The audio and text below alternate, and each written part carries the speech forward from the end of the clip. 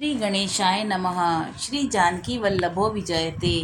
श्रीमद् वाल्मीकि रामायण बालकांड का 54वां सर्ग।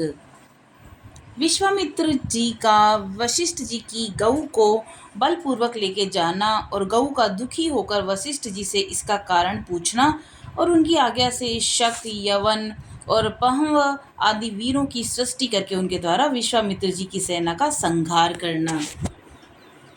श्री राम जब वशिष्ठ मुनि किसी तरह भी उस कामधेनु गौ को देने के लिए तैयार नहीं हुए, तब राजा विश्वामित्र उस चित कबरे रंग की धेनु को बलपूर्वक घसीट कर ले चले। रघुनंदन महामनस्वी राजा विश्वामित्र के द्वारा इस प्रकार ले जाई जाती हुई वह गऊ शोकाकुल हो मन ही मन रो पड़ी और अत्यंत दुखी हो विचार करने लगी कि ओह, क्या महात्मा वशिष्ठ जी ने मुझे त्याग दिया है, जो ये राजा के सिपाही मुझ दीन और अत्यंत दुखिया गऊ को इस तरह बलपूर्वक लिए जा रहे हैं। पवित्र अंतःकरण वाले उन महर्षि का मैंने क्या अपराध किया कि वे धर्मात्मा मुनि मुझे निरपराध और अपना भक्त जानकर भी त्याग रहे हैं। शत्रुसूदन यह सोचकर वह गऊ बार बार लंबी सांसें लेने लगी और राजा के उन सैकड़ों सेवकाओं को झटक कर उस समय महातेजस्वी वशिष्ठ मुनि के पास बड़े वेग से जा पहुंची। वह शबला गऊ वायु के समान वेग से उन महात्मा के चरणों के समीप गई और उनके सामने खड़ी होकर मेघ के समान गंभीर स्वर से रोती चित्कार करती हुई उनसे इस प्रकार बोली कि भगवान ब्रह्म कुमार, क्या आपने मुझे त्याग दिया है, जो ये राजा के सैनिक मुझे आपके पास से दूर लेकर जा रहे हैं। उनके ऐसा कहने पर ब्रह्मर्षि वशिष्ठ शोक से संतप्त हृदय वाली दुखिया बहिन के समान उस गऊ से इस प्रकार बोले कि शबले, मैं तुम्हारा त्याग नहीं करता। तुमने मेरा कोई अपराध नहीं किया। ये महाबली राजा अपने बल से मतवाले होकर तुमको मुझसे छीन कर ले जा रहे हैं। मेरा बल इनके समान नहीं है। विशेषतः आजकल ये राजा के पद पर प्रतिष्ठित हैं। राजा क्षत्रिय और इस पृथ्वी के पालक होने के कारण ये बलवान हैं। इनके पास हाथी, घोड़े, रथों से भरी हुई यह अक्षौहिणी सेना है और जिसमें हाथी के होंदों पर लगे हुए ध्वज सब ओर फहरा रहे हैं। इस सेना के कारण भी ये मुझसे प्रबल हैं। वशिष्ठ जी के ऐसा कहने पर बातचीत के मन को समझने वाली उस कामधेनु ने उन अनुपम तेजस्वी ब्रह्म ऋषि से यह विनय युक्त बात कही कि ब्राह्मण क्षत्रिय का बल कोई बल नहीं, ब्राह्मण ही क्षत्रिय आदि से अधिक बलवान होते हैं। ब्राह्मण का बल दिव्य है, वह क्षत्रिय बल से अधिक प्रबल होता है। आपका बल अप्रमेय है। महापराक्रमी विश्वामित्र आपसे अधिक बलवान नहीं है। आपका तेज दुर्दश है। महातेजस्वी महर्षि, मैं आपके महाबल से परिपुष्ट हुई हूँ, अतः आप केवल मुझे आज्ञा दे दीजिए, मैं इस दुरात्मा राजा के बल, प्रयत्न और अभिमान को अभी चूर्ण कर देती हूँ। श्री राम कामधेनु के ऐसा कहने पर महायशस्वी वशिष्ठ ने कहा कि इस शत्रु सेना को नष्ट करने वाले सैनिकों की सृष्टि करो। राजकुमार, उनका वह आदेश सुनकर इस गऊ ने उस समय वैसा ही किया और उसे हुंकार करते ही सैकड़ों पव जाति के वीर पैदा हो गए। वे सब विश्वामित्र के देखते देखते उनकी सारी सेना का नाश करने लगे।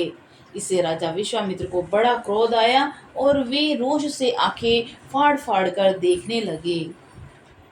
उन्होंने छोटे बड़े कई तरह के अस्त्रों का प्रयोग करके उन पवों का संहार कर डाला।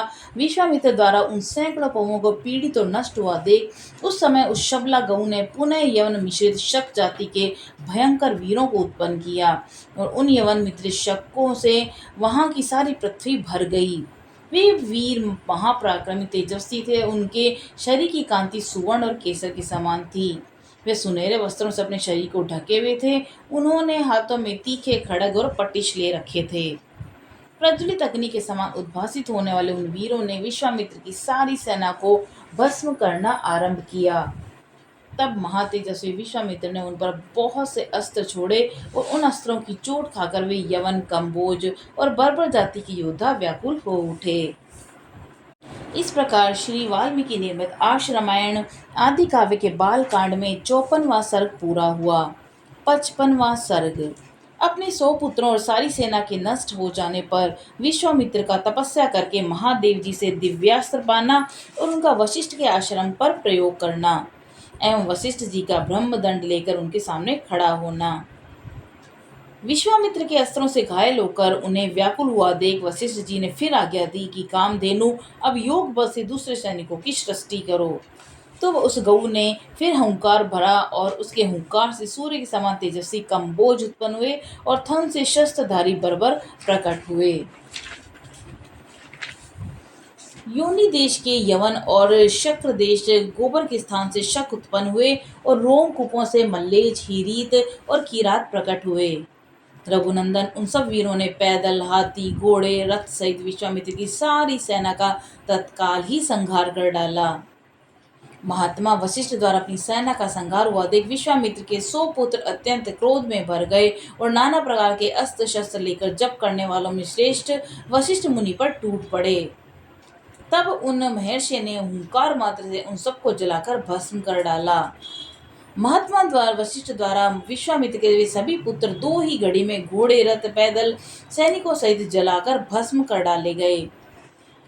अपने समस्त पुत्रों और सारी सेना का विनाश होता देख यशस्वी विश्वामित्र लज्जित हो बड़ी चिंता में पड़ गए। समुद्र के समान उनका सारा वेग शांत हो गया। जिनके दांत तोड़ लिए गए हों उन सर्प के समान तथा राहुग्रस्त सूर्य की भांति वे तत्काल ही निस्तेज हो गए। पुत्र और सेना दोनों के मारे जाने से वे पंख कटे हुए पक्षी के समान दीन हो गए। उनका सारा बल और उत्साह नष्ट हो गया। वे मन ही मन बहुत खिन्न हो उठे। उनके एक ही पुत्र बचा था, उसको उन्होंने राजा के पद पर अभिषिक्त करके राज्य की रक्षा के लिए नियुक्त कर दिया और क्षत्रिय धर्म के अनुसार पृथ्वी के पालन की आज्ञा देकर वे वन में चले गए। हिमालय के पार्श्व भाग में जो किन्नर और नागों से सेवित प्रदेश है, वहां जाकर महादेव जी की प्रसन्नता के लिए महान तपस्या का आश्रय ले वे तप में संलग्न हो गए। कुछ काल के पश्चात वरदायक देवेश्वर भगवान वृषभध्वज शिव ने महामुनि विश्वामित्र को दर्शन दिया और कहा कि राजन, किसके लिए तप कर रहे हो? बताओ, क्या कहना चाहते हो? मैं तुम्हें वर देने के लिए आया हूँ। तुम्हें जो वर पाना है, अभीष्ट हो, उसको कहो। महादेव जी के ऐसा कहने पर तपस्वी विश्वामित्र ने उन्हें प्रणाम करके इस पर कहा कि निष्पाप महादेव, यदि आप संतुष्ट हो तो अंग उपांग उपनिषद रहस्यों सहित धनुर्वेद मुझे प्रदान कीजिए। अनग देवताओं, दानवों, महर्षियों, गंधर्वों, यक्षों, राक्षसों के पास जो जो अस्त्र हों वे सब आपकी कृपा से मेरे हृदय में स्फुरित हो जाएं। देवदेव, यही मेरा मनोरथ है जो मुझे प्राप्त होने चाहिए। तब एवं अस्तु कहकर देवेश्वर भगवान शंकर वहां से चले गए। देवेश्वर महादेव से वे अस्त्र पाकर महाबली विश्वामित्र को बड़ा घमंड हो गया और वे अभिमान से भर गए। जैसे पूर्णिमा को समुद्र बढ़ने लगता है, उसी प्रकार वे पराक्रम द्वारा अपने को बड़ा हुआ बड़ा चढ़ा मानने लगा। श्री राम, उन्होंने मुनिश्रेष्ठ वशिष्ठ को उस समय मरा हुआ ही समझा। फिर तो वे पृथ्वीपति विश्वामित्र वशिष्ठ के आश्रम पर जाकर भांति भांति के अस्त्रों का प्रयोग करने लगे, जिसके तेज से वह सारा तपोवन दग्ध होने लगा। बुद्धिमान विश्वामित्र के उस बढ़ते हुए अस्त्र तेज को देखकर वहां रहने वाले सैकड़ों मुनि भयभीत हो संपूर्ण दिशाओं में भागने लगे। वशिष्ठ जी के जो शिष्य थे, जो वहां के पशु और पक्षी थे, वे सहस्त्रों प्राणी भयभीत हो नाना दिशाओं की ओर भाग गए। महात्मा वशिष्ठ का वह आश्रम सूना हो गया। 2 ही घड़ी में ऊसर भूमि के समान उस स्थान पर सन्नाटा छा गया। वशिष्ठ जी बार बार कहने लगे कि डरो मत, मैं अब इस गादी पुत्र को नष्ट किए देता हूँ, ठीक उसी तरह जैसे सूर्य कुहासे को मिटा देता है।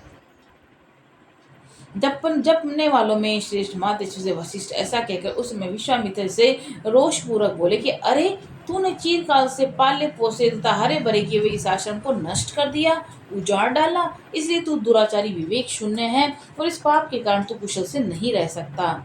ऐसा कहकर वह अत्यंत क्रुद्ध हो धूम रहित कालिग्नि के समान उद्दीप्त हो उठे और दूसरे यमदंड के समान भयंकर डंडा हाथ में उठाकर तुरंत उनका सामना करने के लिए तैयार हो गए।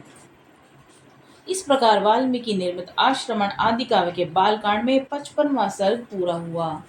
बोलो सियावर रामचंद्र जी की जय। पवन सुत हनुमान जी की जय।